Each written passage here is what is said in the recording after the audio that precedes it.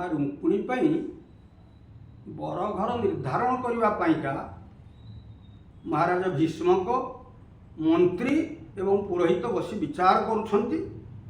ସେଇଠି ପ୍ରସ୍ତାବ ଆସିଛି, କଂସ ବଂଶ ବାମାନେତ୍ର ଅରଞ୍ଜନ ଅଞ୍ଜନ ଚିତ୍ର ଭଞ୍ଜନ ହୋଇଛି ଯେଉଁ ଜ୍ୟୋତ୍ସ୍ନା ସ୍ପରଶେ ଏମନ୍ତ ମହେନ୍ଦ୍ର ନୀଳ ମଣି ଆଣି କର ମେଳ ଅଛନ୍ତି ଦ୍ୱାରକା ଦେଶ ମଞ୍ଜୁ ମଞ୍ଜୁ ସେ ପ୍ରମାଣ ପ୍ରମାଣ ବଚନ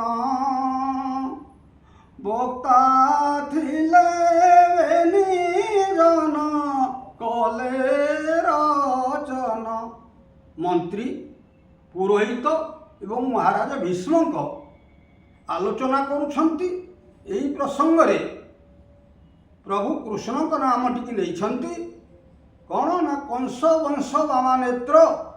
କଂସ ବଂଶର ସ୍ତ୍ରୀମାନଙ୍କର ବା କଂସର ସ୍ତ୍ରୀମାନଙ୍କର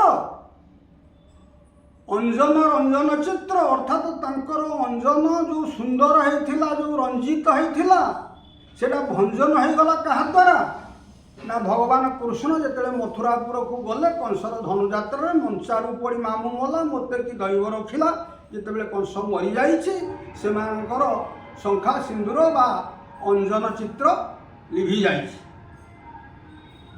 ଏମନ୍ତ ମହେନ୍ଦ୍ର ନୀଳମଣି ଆଣି କରମେଳ। ଏଇଭଳି ମହେନ୍ଦ୍ର ନୀଳମଣି ସୁନ୍ଦର ପୁରୁଷ, ସୁନ୍ଦର ଶ୍ୟାମଳ କାନ୍ତିଯୁକ୍ତ ପ୍ରଭୁ ଶ୍ରୀକୃଷ୍ଣକୁ ଆଣ ଅଛନ୍ତି ଦ୍ୱାରକାପୁର ମଞ୍ଜୁ ମଞ୍ଜୁଷେ।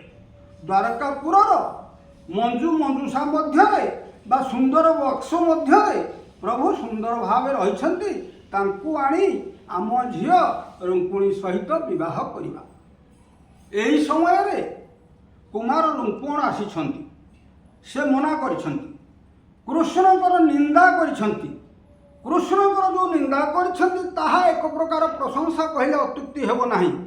ଦଳିତାଞ୍ଜନ ପ୍ରକାର ପ୍ରତି କରୁ ଚିରତର ଗୋକୁଳ କୁଳାବତାର ଆୟୁଧ ବେଣୁ ଶିରମଣି କେକି ପୁଛ ହୃଦମଣି ଗୁଞ୍ଜ ଗୁଚ୍ଛ ତନୁକୁ ଭୂଷଣ ଧନୁ ଚରଣ ରେଣୁ ବ୍ରଜ ଜବା ଧରି ଲମ୍ପଟ ବ୍ରଜାଧ ଜବା ଧରି ଲମ୍ପଟ ଷଣ୍ଢାବଶ୍ଚା ହତ୍ୟାହାର ଗୁହାସକଟ।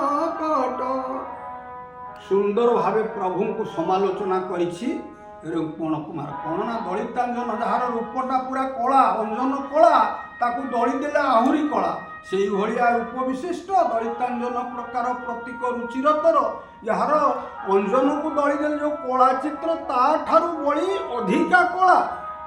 ଗୋକୁଳ କି ଗୌଡ଼ କୂଳରେ ସେ ଜନ୍ମ ହେଇଛି। ହାତରେ ଗୋଟେ ବାଉଁଶ କାଠିକି ବେଣୁ ଖଣ୍ଡେ ଧରିଛି କି ବଂଶୀ ଖଣ୍ଡେ ଧରିଛି। ତେଣୁ ଏଭଳିଆ ବରକୁ ଆମେ କୌଣସି ପ୍ରକାରେ ମୋର ଭଉଣୀକି ମୁଁ ଦେଇପାରିବି ନାହିଁ। ଆୟୁଧ ବେଣୁ ଶିରମଣି କେକି ପୁଛ, ଯେ ମୁଣ୍ଡରେ ଗୋଟିଏ ମୟୂର ଚନ୍ଦ୍ରିକା ବାନ୍ଧିଥାଏ, ହୃଦମଣି ଗୁଞ୍ଜ ଗୁଚ୍ଛ କାଇଁଚମାଳ ଗୁଡ଼େ ବେକରେ ପକାଇଥାଏ, ଛାତିରେ ପଡ଼ିଥାଏ ଏବଂ ତାର ଧେନୁ ଚରଣ ରେଣୁ ଯାହା ଅଙ୍ଗକୁ ଶୋଭା ପାଉଥାଏ, ସେଭଳିଆ ପୁରୁଷକୁ ମୋ ଭଉଣୀକି ବିବାହ ଦିଆଯାଇପାରିବ ନାହିଁ। ଏ ବ୍ରଜ ଜବା ଧରି ଲମ୍ପଟ, ଯେଉଁଟା ପିଲାବେଳେ ବ୍ରଜପୁରର ଗୋପପୁରର ସ୍ତ୍ରୀମାନଙ୍କୁ ଧରି ବିବିଧ ପ୍ରକାର ଲୀଳାଖେଳା କରୁଥିଲା ଏବଂ ଷଣ୍ଢାବଶ୍ଚା ନାମକ ଦୁଇଟା ଦୈତ୍ୟ ଯେଉଁମାନେ କି ଗୋ ରୂପରେ ଯାଇଥିଲେ ଏବଂ ସେମାନଙ୍କୁ ସେ ମଧ୍ୟ ବଧ କରିଛି। ତେଣୁ ତାକୁ ଗୋହତ୍ୟା ଦୋଷ ମଧ୍ୟ ଲାଗିଛି। ତେଣୁ ସେଭଳି ପୁରୁଷକୁ ମୋ ଭଉଣୀକି ବିବାହ ଦେଇପାରିବା ନାହିଁ।